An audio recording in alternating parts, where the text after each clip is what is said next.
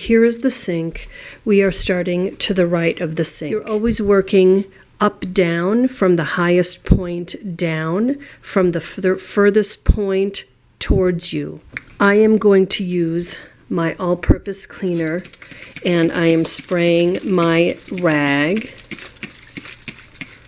I typically am very generous with the amount of all-purpose cleaner that I use.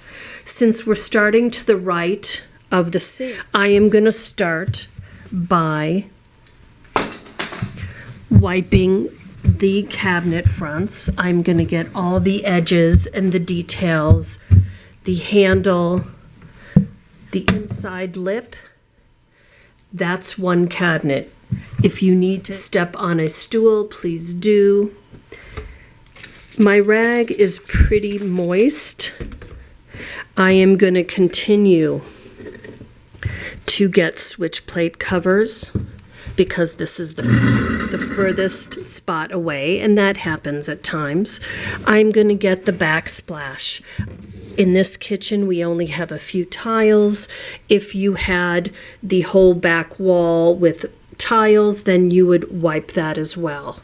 I'm going to move all of these small appliances or knickknacks out of the way, dusting them or wiping them. This knife holder, I am going to wipe the top, place it back where it was. You may need to actually use soap if the counters are very dirty.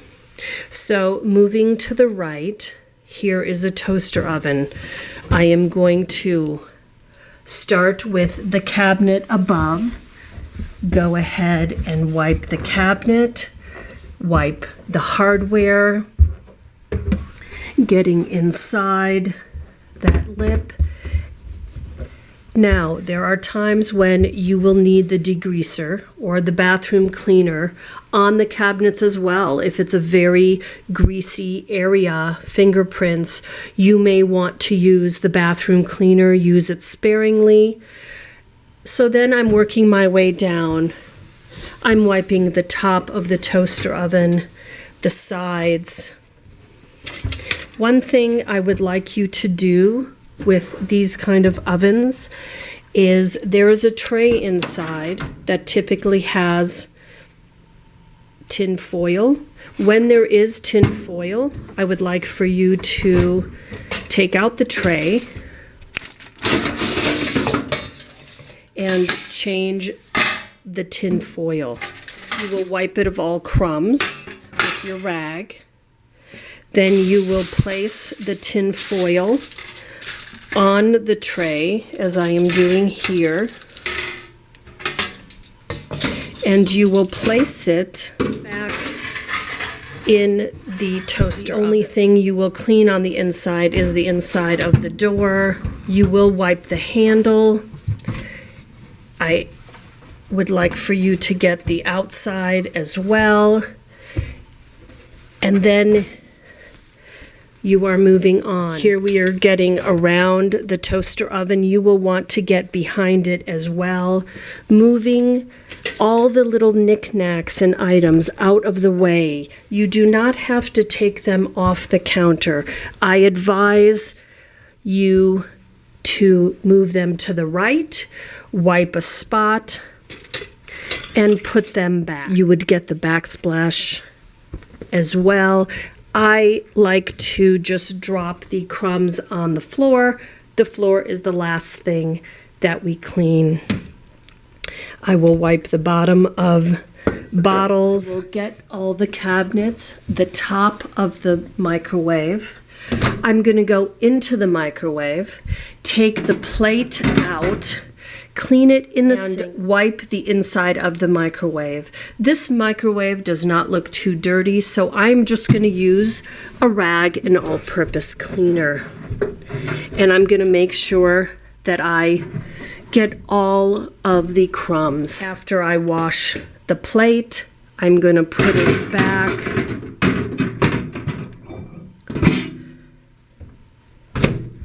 And there you have it. I will also wipe the outside of the microwave. the handle, which is very important, the display panel. And then when I'm done with all my appliances, I would polish it with stainless steel cleaner. Working my way down, I'm at the stove. Since this stove is not very dirty, I'm going to use the all-purpose cleaner. Spray the stove top and then use my rag. Now, I will say that each apron has a couple of loops where you can hang your all-purpose cleaner or any other product. I'm getting around the knobs. We do not take knobs off of the stove top. I'm using the rag to wipe up any and all crumbs. Let's say that there was some stuck on food. This is a glass top stove. I may try another technique. And that technique would be taking the scrubby, putting a little bit of soap on it, wetting this in the sink, and then using my scrubby to clean the stove top. Where there is stuck on food, I would scrub a little harder. Now I would use my rag to actually wipe up the soap. One great tip is the glass cleaner is a wonderful rinsing solvent. It does have some rubbing alcohol, which is wonderful to get rid of some of the soap residue. Now I see a spot here on the stove top that just didn't come off with the scrubby. The next tool you will use is the magic eraser. You will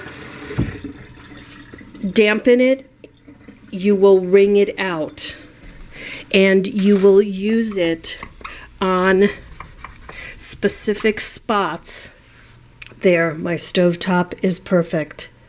So now I am going to, with my rag and all-purpose cleaner, I am going to wipe the kettle before I put it back. Now, moving our way down,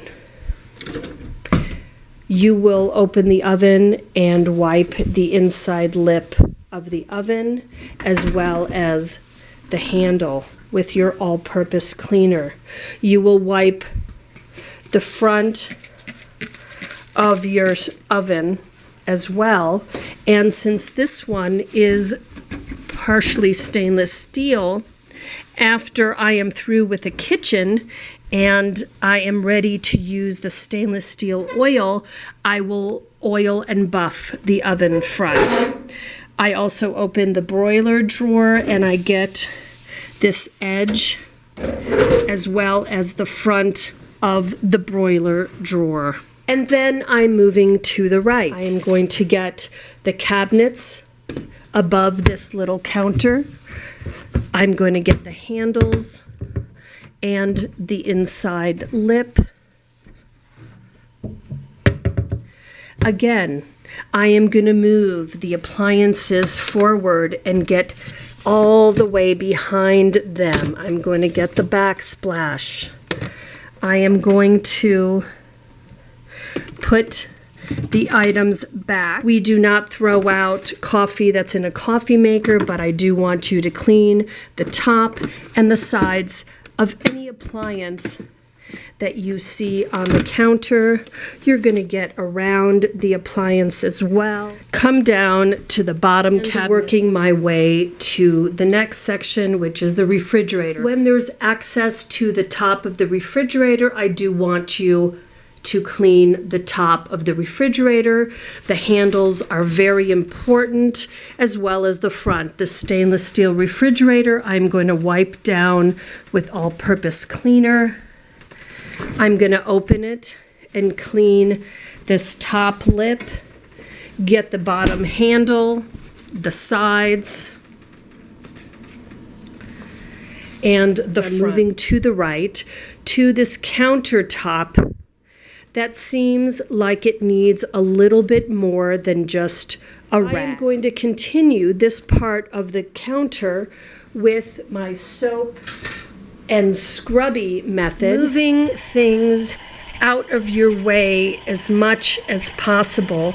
I like to work in sections, so as you see, I will move things to the right. I leave my scrubby to the right as well, and then I'm going to, with my clean rag, excuse me, I am going to get up all the soap. I found a spot that needed a little extra scrubbing, and so I came back with my scrubby and soap, and now I will wipe it and it is gone. I'm going to put back the few items that I moved, and now I'm ready to move on to this next section. I will keep my rag in my pocket, moving things to the right, the plants, the candle, working on any stuck-on food that I feel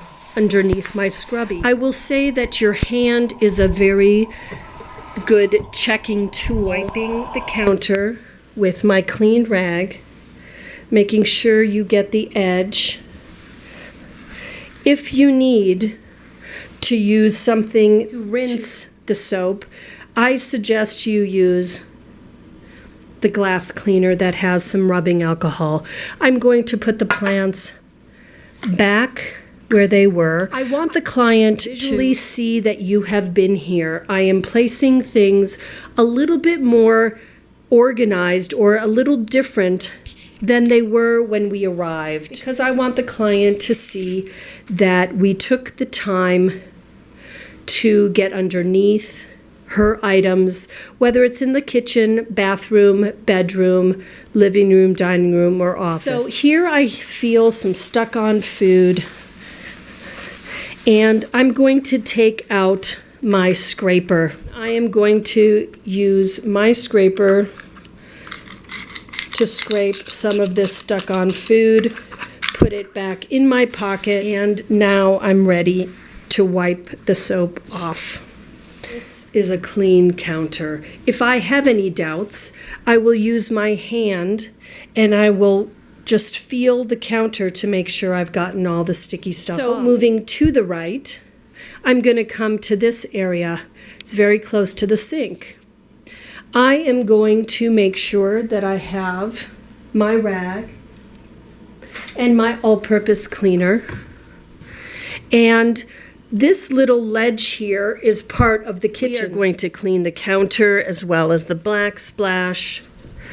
And whenever you come up with a drying rack, I would like for you to clean the base if there is a base. So I would take this top off and I would clean this metal base with my scrubby and soap.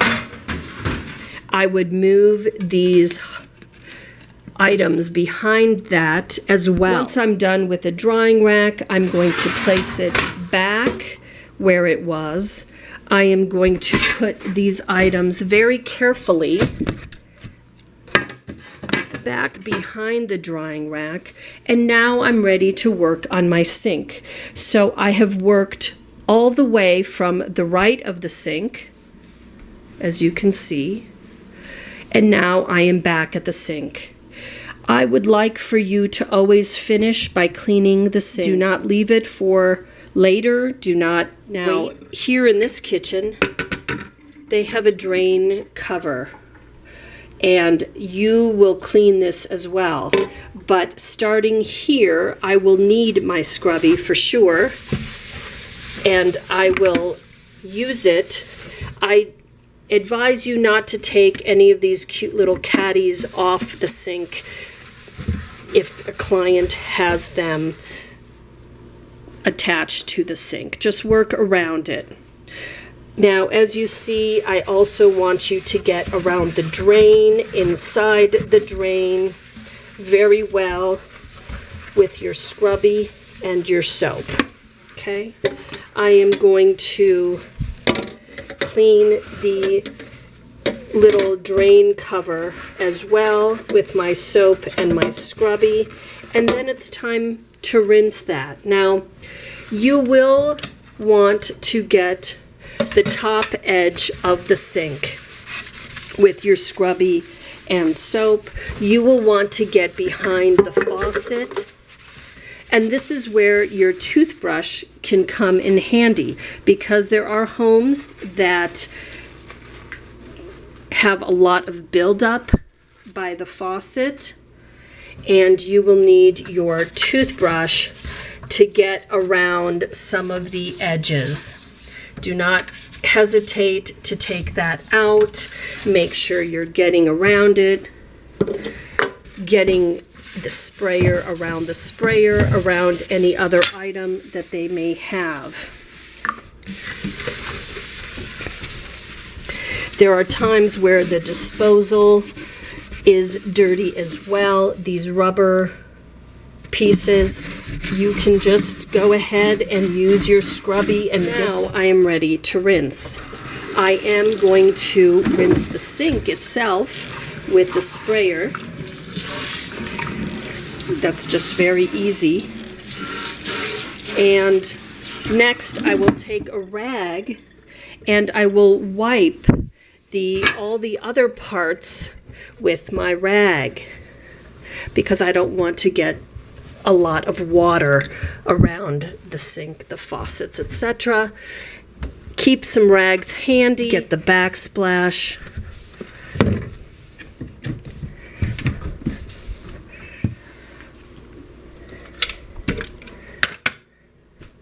The client will see that I have been there. I would like you to dry the sink. You may wet it again, and that's fine. And there you have it. This kitchen is complete.